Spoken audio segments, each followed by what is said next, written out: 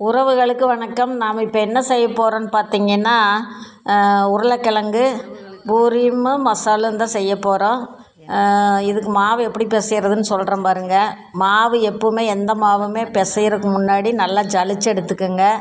முன்னாடியே ஜலிச்சு வச்சுருந்தாலும் மாவு பிசையும் போது கண்டிப்பாக சளிச்செடுங்க. சளிச்செடுத்துட்டு கொஞ்சம் வெது வெதுப்பான தண்ணியில் எண்ணெய் உப்பு கலந்துக்குங்க. நல்லா பூரி நல்லா பிச்சு எடுக்கிற மாதிரி நல்லா வரணும் அப்படின்னுச்சுன்னா ஒரு 2 ஸ்பூன் வெள்ளை ரவை இருக்குது இல்லைங்களா, அந்த வெள்ளை ரவையை கலந்து ஒரு 10 நிமிஷம் ஊற வச்சுருந்து அதுக்குள்ளே மாவை போட்டு பிசைஞ்செடுங்க. அப்படி நீங்கள் பிசைஞ்செடுக்கும்போது நல்லா பூரி ஜவ் மாதிரி இல்லாமல் பிக்கும்போது நல்லா பிச்சு வரும். அதனால தான் அந்த மாதிரி நான் எப்பவுமே பூரி செய்யும்போது 2 ஸ்பூன் ரவை போட்டு ஊற வச்சு அதில் தான் மாவு போட்டு பிசைவேன். அப்போ நல்லா பூரி ஜவ் மாதிரி இல்லாமல் நல்லா பிக்கிறதுக்கு நல்லா பிச்சு வரும். அதனால் அதுபோல் செய்யுங்க. இந்த மாவை பிசைஞ்சிட்டு ஒரு அரை மணி நேரம் ஊற வச்சுருங்க. அப்போ நல்லா சாஃப்ட் ஆகிக்கும். அதுக்கப்புறமா அதை தேய்ச்சி எடுத்துக்கலாம். தேய்க்கும் போது நம்ம எப்பவுமே மாவு போட்டு தான் தேய்ப்போம். சிலர் எண்ணெய் விட்டே தேய்ப்பாங்க, ஆனால் நான் மாவு போட்டு தான் தேய்ப்பேன். அப்படி நான் மாவு போட்டு தேய்க்கும் போது பூரி செய்யும்போது எண்ணெயில் போடும்போது அந்த மாவெல்லாம் எண்ணெயில் அடியே நல்லா கருகருன்னு டஸ்ட்டாக தங்கிடும். அதுக்கு என்ன செய்கிறீங்கன்னா, ஒரு துணியை வச்சு 2 பக்கமும் திரட்டி வச்சுக்கிற மாவில் 2 பக்கம் ஒரு துணியை வச்சு தொடச்சி எடுத்துகிட்டு அதுக்கப்புறமா பூரி போட்டிங்கன்னா அந்த எண்ணெயில் அந்தளவுக்கு டஸ்ட்டு தங்காது. எனக்கு இப்போ தான் தோணுச்சு, சரி செய்வோம் அப்படின்ட்டு செஞ்சு பார்ப்போன்ட்டு. ஆனால் அதே மாதிரியே செஞ்சேன். பூரி போடுறதுக்கு முன்னாடி எண்ணெய் ஊற்றி நல்லா காய வச்சுக்கோங்க. எண்ணெய் நல்லா காஞ்சிடணும். அதுக்கப்புறமா தான் பூரி போடணும். சிம் பண்ணிவிட்டு அதுக்கப்புறம் பூரி போடணும். சிம்லேயும் வச்சுக்கக்கூடாது, ஹையிலையும் வச்சுக்கூடாது. அப்பப்போ கூட்டி குறைச்சி அடுப்பை இது பண்ணிக்கிங்க. பூரி மாவை உள்ளே போட்டுட்டு ஒரு கரண்டி வச்சு நல்லா அழுத்தி அழுத்தி விடுங்க. மேல் பாகத்துலலாம் நல்லா எண்ணெய் படணும். அப்படி படும்போது பூரி நல்லா உப்பலாக கிடைக்கும். பூரி எப்போவுமே புசு புசுன்னு வரணும் அப்படின்னு தானே எல்லோரும் நினைப்பாங்க. அதனால் நீங்கள் அப்படி செய்யும்போது பூரி நல்லா உப்பலாக வரும். பார்த்திங்கன்னா ரொம்ப சூப்பராக பூரி வந்துச்சு. இந்த மெத்தடெல்லாம் பயன்படுத்தி நீங்களும் செஞ்சு பாருங்கள். கண்டிப்பாக உங்களுக்கு அந்த மாதிரி பூரி நல்லா உப்பலாக வரும். உண்மையிலுமே பூரி சூப்பராக இருந்துச்சு. நான் பூரியெல்லாம் இப்போ சுட்டு எடுத்தாச்சு. இப்போ பாருங்கள், அந்த எண்ணெயை டஸ்ட்டு அதில் அந்த அளவுக்கு தங்கவே கிடையாது. எல்லா பூரி சுட்டு எடுத்ததுக்கப்புறம் பார்த்திங்கன்னா நம்ம அந்த மாவை தொடச்சிட்டதுனால டஸ்ட்டில் அதிகமாக மாவு எண்ணெயில் தங்கலை. இந்த டிப்பை யூஸ் பண்ணுங்கள். கண்டிப்பாக உங்களுக்கு ரிசல்ட் நல்லதாகவே கிடைக்கும். சரிங்களா? இப்போ பூரி செஞ்சாச்சு. உருளைக்கிழங்கு மசால் நான் செய்யலை, எங்கள் பொண்ணு செஞ்சுட்டு வந்துட்டா மேலே மாடியிலேருந்து.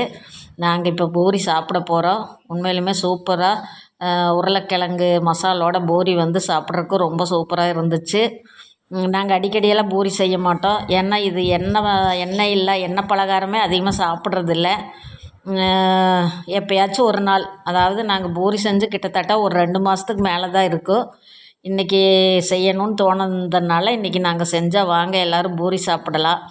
அப்புறம் சில டிப்ஸ் உங்களுக்கு சொல்ல போகிறேன். என்னென்னா, இப்போ நம்ம குக்கரில் பருப்பெல்லாம் போட்டு வேக வைப்போம். அப்படி வேக வைக்கும்போது என்ன செய்யுங்கன்னா, அந்த மூடியில் நல்லா சமையல் எண்ணெயை மேல் மூடியில் நல்லா தேய்ச்சி விட்டுருங்க.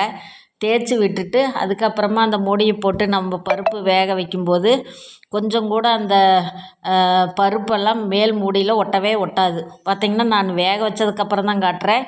கொஞ்சம் கூட ஒட்டவே கிடையாது. புதுசாக கழுவி வச்ச மூடி மாதிரியே தான் இருக்குது.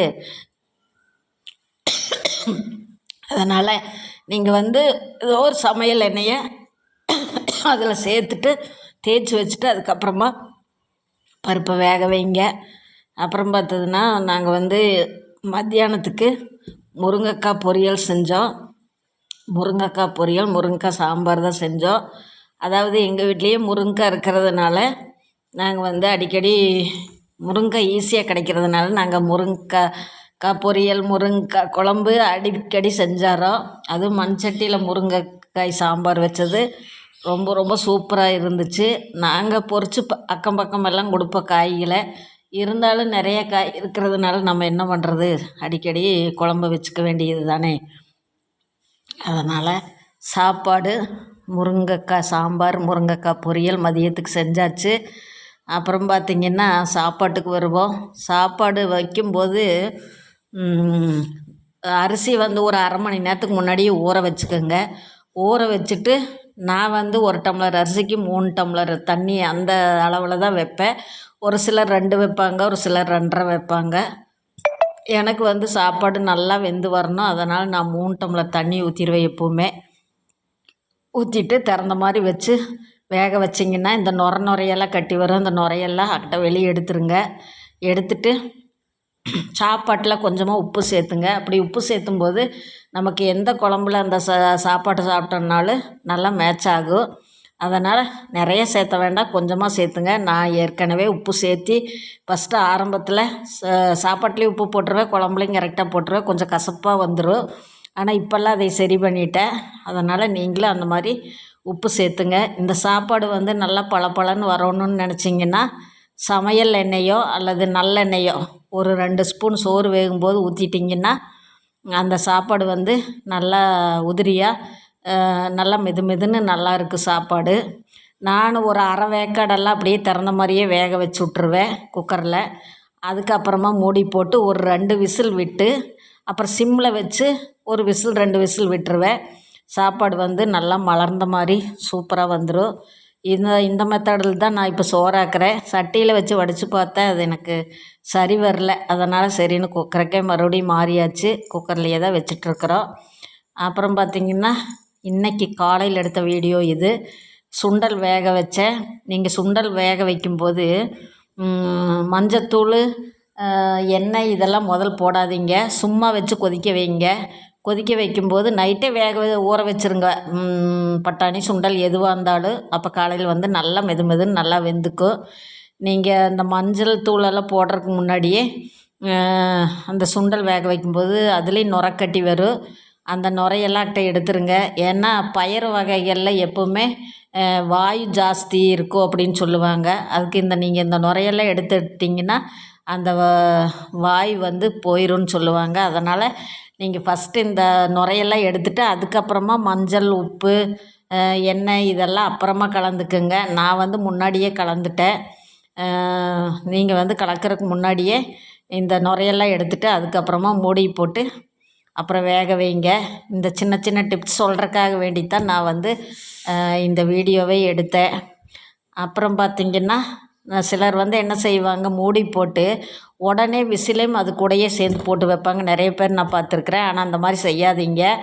அப்படி விசிலில் வந்து நம்ம உடனே போட்டு வைக்கும்போது உள்ளே ஏதாச்சும் அடைப்பு இருந்துச்சுன்னா குக்கர் வெடிக்கிறதுக்கு கூட சான்ஸ் இருக்குது. அதனால் மூடியை மட்டும் போட்டு ஏர் வந்து அதில் நல்லா காற்று அதில் வெளியே வரும். அது வெளியே வந்ததுக்கப்புறமா அந்த விசில் போடுங்க. அந்த ஏர் வேகமாக வரும்போது உங்களுக்கு ஏதாச்சும் அடைப்பு இருந்தால் கூட அது நீங்கிடும். அதனால் மூடி வைக்கும்போதே விசிலை போட வேண்டாங்க. விசில் கொஞ்சம் நேரம் கழித்து ஏர் வந்ததுக்கு பின்னாடி போடுங்க. வீடியோ பிடிச்சிருக்குன்னு நினைக்கிறேன். மறக்காமல் லைக் பண்ணுங்கள்.